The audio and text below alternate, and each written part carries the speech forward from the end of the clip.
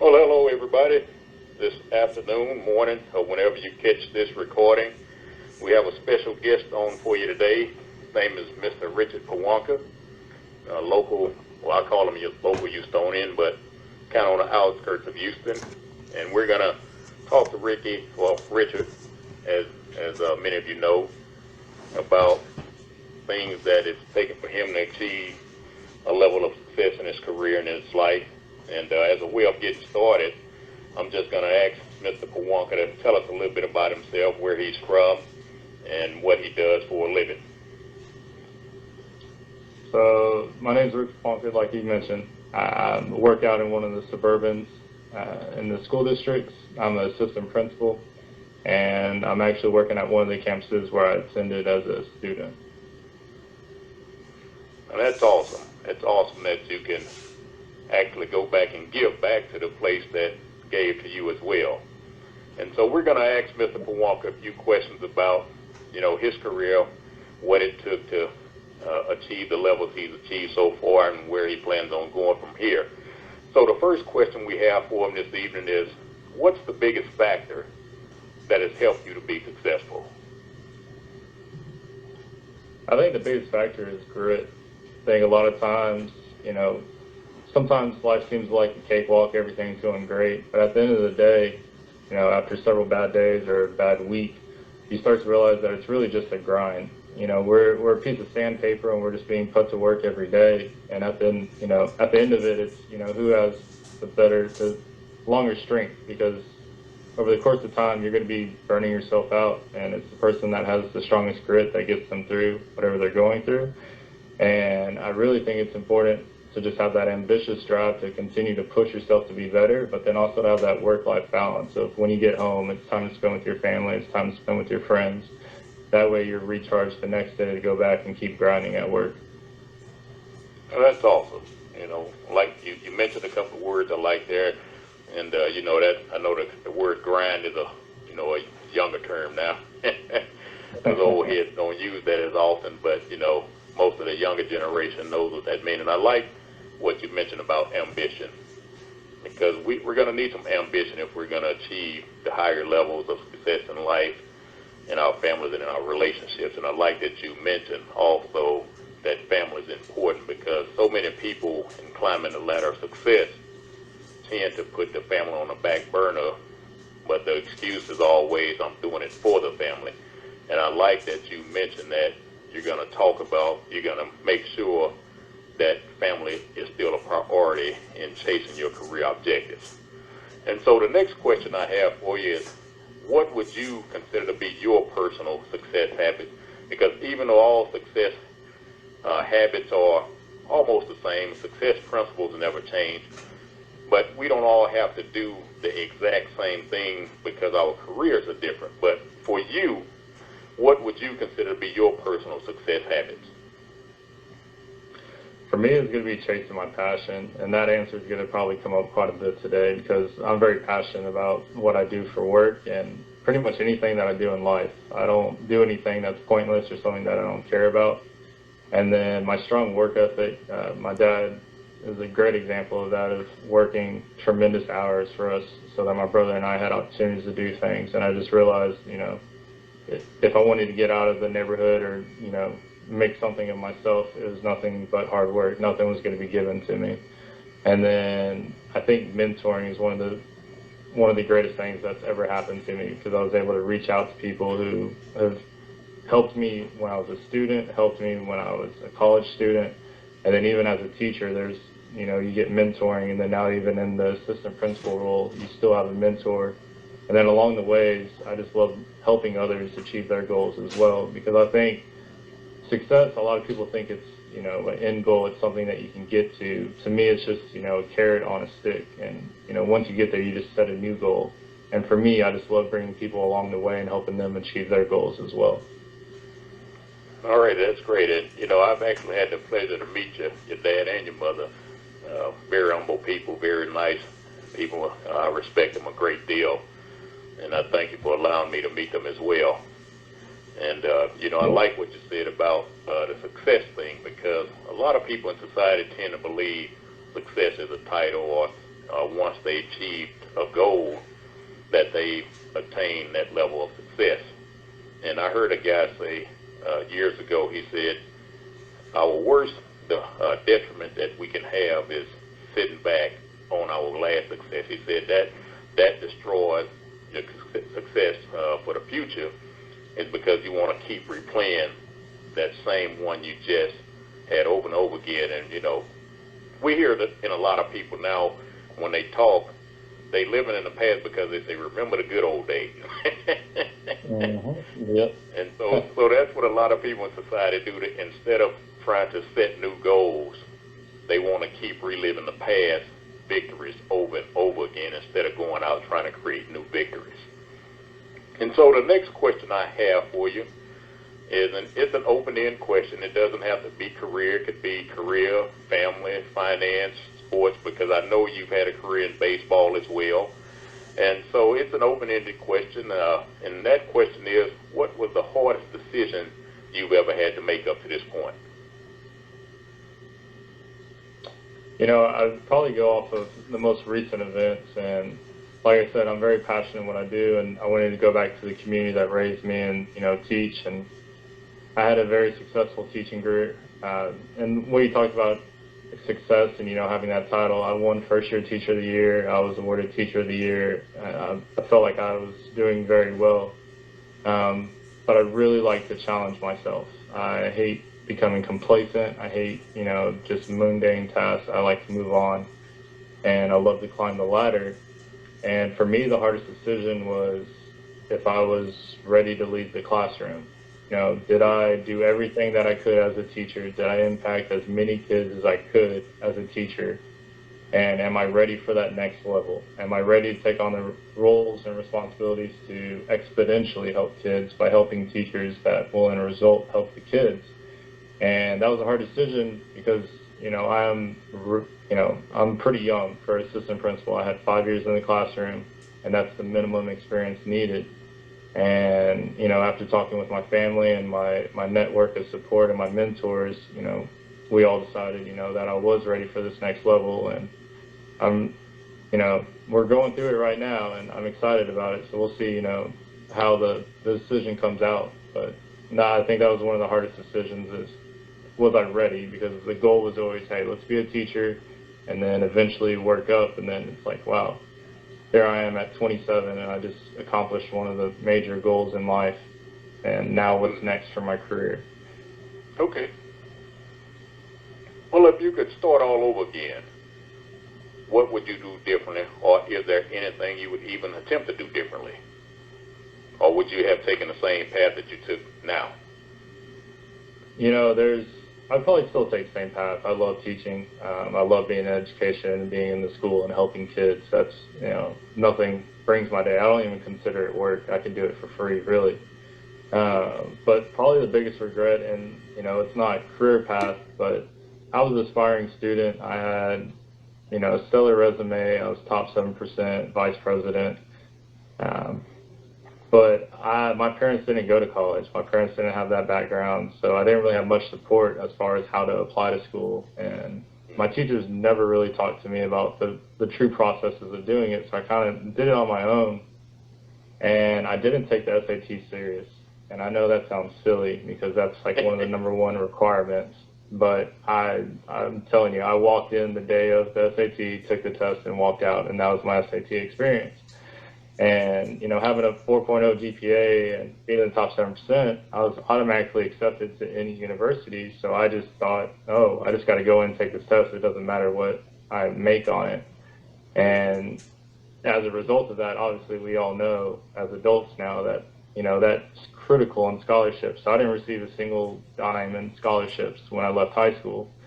And when I came back into the classroom, I would always tell my students, that's my number one regret, is not taking the SAT serious. And I pushed it to my kids of, you got to take that serious. You got to do everything possible. But I would say that's probably if I could do it all over again, I would study for the SAT. Okay. Okay, well, moving right along, I'm glad to hear that, because we do have a group of high schoolers, that don't, they normally take the same path you do, as far as not taking the SAT or ACT seriously and not actually having that network in school where a counselor places too much emphasis.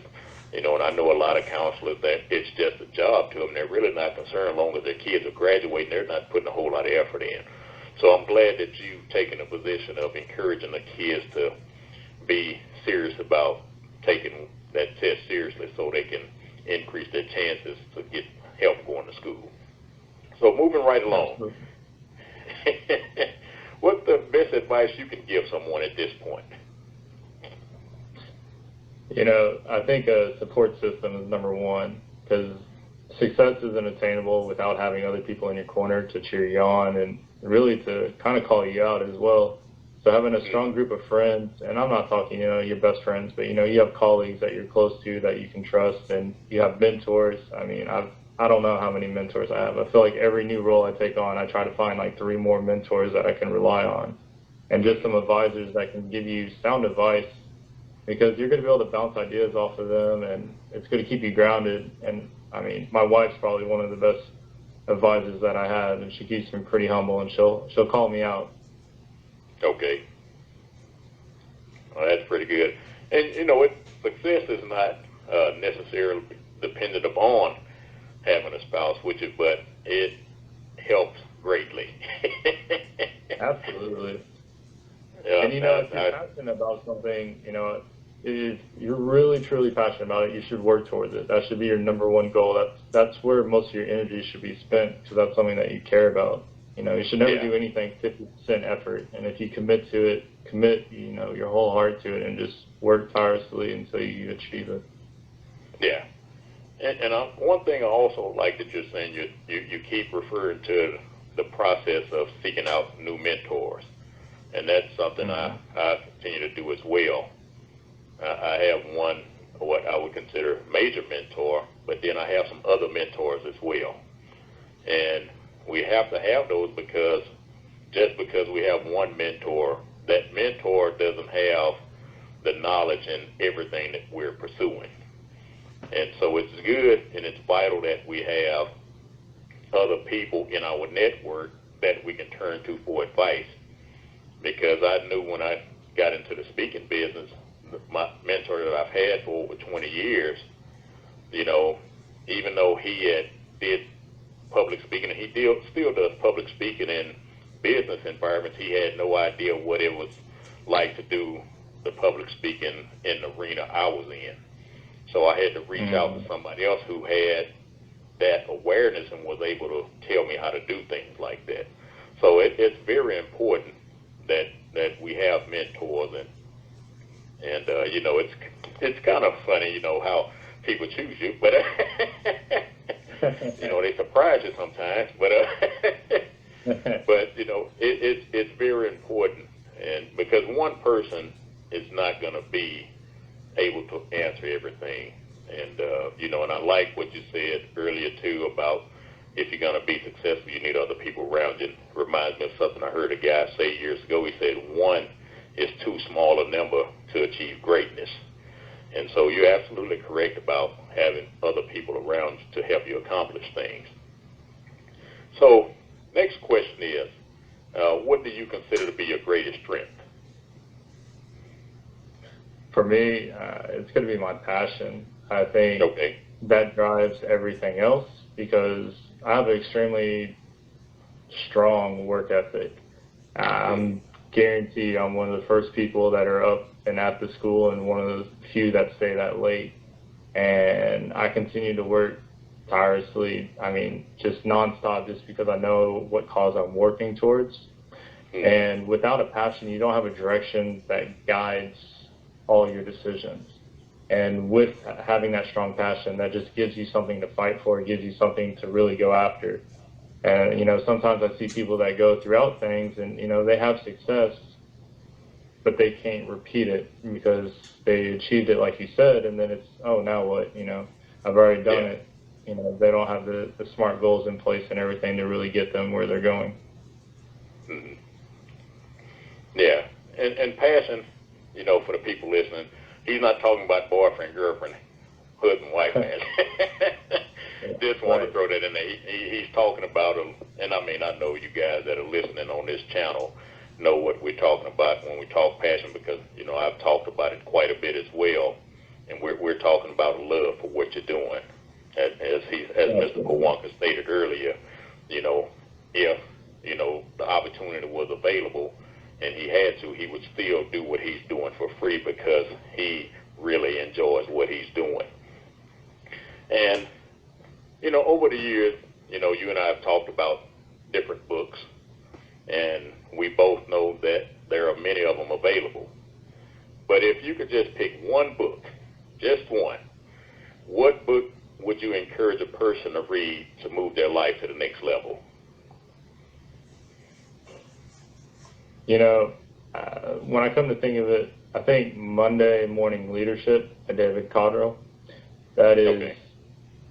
It's an easy read. I really enjoyed it, and the way he breaks it down, it was great. It's a business model, but it's so applicable in other situations, and it really spoke to me because it really got me thinking outside of the box of when something goes wrong from a leadership standpoint and how we react to it.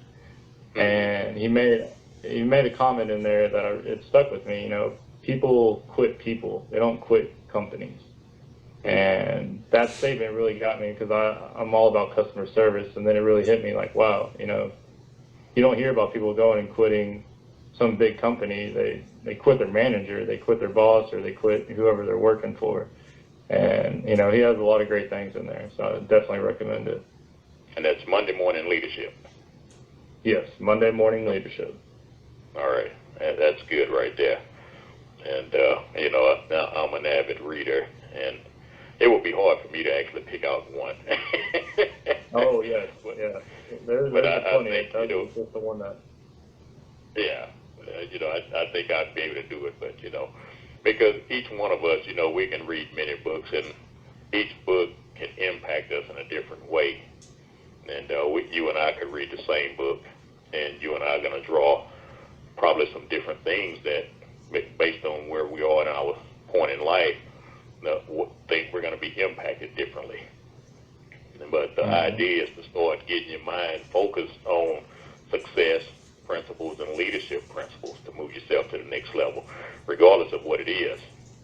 But yeah, you know, so next question I have to you is, up to this point, and I know you kind of alluded to it earlier, but I'm going to ask it in a different way again. What is the best career decision you've ever made?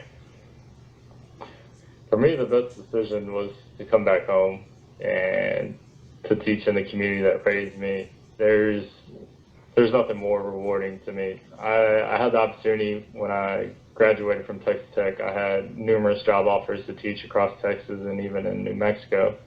And there was only one place I wanted to come back to. You know, there's schools that are high achieving. There's schools that, you know, they do amazing things. But, you know, I love the underdog. I love the community that I came in. We're the underdogs. No one ever really looked at us. You know, we're looked down upon. And for the kids, I like having that chip on our shoulder and being able to help them and letting them know that there's someone in there fighting for them to really show them that they can go out and do things. And when I was teaching, that's what I loved is, you know, being able to talk from that student perspective and tell them, like, you know, I don't consider myself a success story for them because I want them to go out and do better things for me. And it's just having someone in there that can point them in the right direction and motivate them and hold them to those high expectations. Because without that, they're just going to continue the cycle of life of staying in there and continuing to do what mom and dad does or whatever brother does. So definitely that was the best career decision I've ever made. And that's great. And I believe what we're seeing in the school system now, I think it's more important than ever now that we see more male teachers go back into the classroom. Because our young men and our young women need it, but our young men more so than anything. And, you know, that's great that you wanted to go back home, you know, and help the kids that pretty much came up in the same community that you did. Now, if you knew that there was no way you could possibly fail, what action would you take? Man, you know, when I was, you know, Action, if I had all the money in the world or I could do anything with that or, take a risk, I would love to purchase a large amount of land that's right next to our group of schools that I work for, and I would turn it into a recreation park because the neighborhood that my kids come from, there's nothing around for the kids to be active. And we have programs in place that promote the kids to run and be active and, to go out. However, we just have sidewalks with busy commercial and residential stuff going on. And there's other schools in our district that they have those opportunities where there's a park right across the street. Uh-huh. And I feel like for our kids that are at risk and they don't have that, I mean, there's nothing. If I had the chance, I would absolutely write a check and purchase that, and that way the kids have that opportunity right there. And it's ironic that you actually mentioned that because you had no idea. You don't know what book I'm reading right now or anything like that. But I'm actually reading a book right now, and it was talking about how our kids today are lacking because we've urbanized so much stuff now where the kids don't have access to the very thing you just talked about. Hmm. It's true. It's very true. Oh, that's kind of ironic that you mentioned that. In your most difficult times, what would you consider your secret to being able to push through those times? And my best secret is I'm a runner. Ever since I was little, I love to run, and just the past 4 years, I've kind of dedicated it because moving up into leadership, there's more responsibilities, and there's days that adults make mistakes too. So you'll learn that the more you learn about education and teachers. But when you run, it just allows me to let my mind wander. I can truly open up my mind, let all my thoughts, all my ideas come out, and I can organize things. And then not only that, it's helping me stay healthy. It's helping me stay within my limits. Going back to that work-life balance. And then, like I mentioned before, we're sandpaper, and I feel like as you run a half marathon or a marathon, or I've done overnight relays, 3-day relays, your feet turn into sandpaper, and you're just grinding at the world. You're just going one step at a time, and it's is it you or the race is going to win, and it's pretty similar, just same thing at your work. Every day you're going in, it's another grind. You're going back to the work, you're going back, and you're just trying to wear it down. And who's going to win is the person that has the most endurance. So I think those two go hand in hand. And it's kind of one of my little secrets. I love doing it. At the same time, waking up early, that kind of stinks, and losing sleep. But when you're passionate about it and it lets your mind wander, it's nice. Alrighty. And so I guess that almost might have been the next question. It kind of goes together because I was going to ask, what do you attribute your success to? Ooh. And I don't know if I'm even success. I'm just a person going about their day, just trying to achieve goals that we have in place.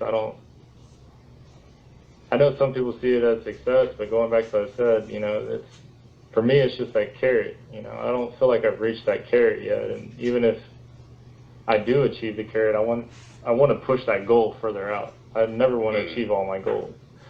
And when I moved into this new role as assistant principal, I was like, wow, it's pretty huge because my list that I made back in high school and even in college, I'm like, I only have a few more things left, so it's time to write down some, next 10-year goals or next 5-year goals. And I realized the position that I'm in and the time that it took is pretty rare compared to other people that, it's their whole life to achieve what I've achieved. But we're all different as individuals, and we have different standards for each other. And that's what makes the world such a nice thing, is we're all unique in our own ways. So I think really it's, just staying hungry. I try to stay hungry and, going back to my passion of just following to make sure I'm doing whatever's best to help my community. So, with your passion and with your hunger, and because you mentioned about others taking so much longer to achieve the same levels. And you know, none of us on an actual timetable, you know, when we're seeking to accomplish and move up the ranks. But you did do something pretty fast for somebody in your position to go into an assistant principal's position in a 5-year time frame. And so, you know, you kind of mentioned about your hunger and your passion to get there. Is there anything else that you would like to add on to that, to tell everybody what it took in your career to this point to achieve that in such a fast time frame? You know, it's, when I look at it, I really think it just comes down to how bad do you want it and how structured you are with it. Because I think it takes, I mean, there's sacrifices that you have to make, and that's part of, you know, achieving success is you're going to have to cut things. When I'm at work, I'm there to work. I'm not there to socialize. Networking's key, but there's points where you need to network and points where you just need to get your work done, because at the end of the day, your work it represents you. And if you can build your brand, you know, if you say your name and no one knows what it means, that you got some work to do on that. And you know, in the 5 years that I was there, I sought out every leadership opportunity I had to get out in front of other teachers and other administrators to influence them with what I had and to lead professional developments. And I would consider myself a natural leader. I'm not scared of the spotlight or scared to take blame for stuff. I feel like a quarterback, you know, when things are going good, it's nice, but when it's bad, I'll take the blame. And to make sure that anything that has my name on it's done 100% correct. There's nothing done half done, and it's going to be well thought out. And you know, that got around quick. That, you know, I was really involved. I was really taking care of things, and everything that I was in charge of ran smoothly, and it worked out. And then just from that, it starts to grow, and it definitely helps you out. Okay. Now, we have a couple of more questions, and, you know, we're going to end this and go from there. And, you know, I'll send the link out so you'll be able to share it with your network as well. But, you know, seeing that you're moving up the ranks pretty fast, is your objective to remain in your current position, or do you have greater career aspirations? You know, when I got out of college, I set big goals of, you know, I was going to get the doctorate. I wanted to be a superintendent.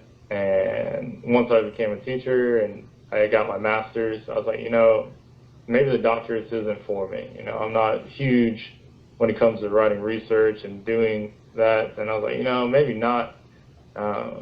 And shooting up as quick as I have, a lot of my mentors and a lot of the people that I trust and rely on, their advice has been, you know, to slow down and kind of really get to enjoy the little things about the job. Okay. Because the more you move up, the more political it gets, the more responsibilities, and the work-life balance becomes a little bit trickier just because of all the demanding stuff that happens. And with all that being said, I see myself moving up. Now the timetable of that and everything, I'm not sure, but I want to have my own building, be my own building principal, because that's always been my ultimate goal. And then I think it'd be interesting, instead of not being a superintendent, but to be an area superintendent or somewhere assistant superintendent. So basically something that's still going to allow you family time as well. Yes. Okay. I mean, going back to the work-life balance it's super important. I got to have that time with my family, and I got to be able to separate from work from time to time. That's awesome. The last question I have for you is, based on everything you've accomplished so far, and those that you're striving to help and those that you are helping, and for anyone that would listen to this after we get it uploaded and trying to find out what their next step would be, or what it's going to take to accomplish in whatever career or profession they choose, or even in education if they're in school, what final advice would you give to somebody who would be listening to this? I would say follow your passion. Remember that we're sandpaper. We're just grinding every day. Don't wear out faster than others. And the way you do that is by keeping that work-life balance with your friends, with your families, and never be scared to reach out for help. There's always someone there that you can rely on, build that trust circle. Because at the end of the day, like we talked about, one isn't enough to achieve greatness. You need multiple people, and you need a strong supporting cast. And on that note, you don't need to be the one that is always asking for help. You need to be someone that's also helping others achieve their greatness. And to that, I think that's all you need. Okay. Well, that's all we're gonna have today. Didn't want to keep Mr. Piwonka long, but wanted to get some information in there that's gonna be great advice for those seeking to move to the next level in life. And we want to thank Mr. Piwonka for giving us his time this evening, and we're going to conclude this session and say good night to everybody. Thank you, Mr. Piwonka. Thank you. Good night.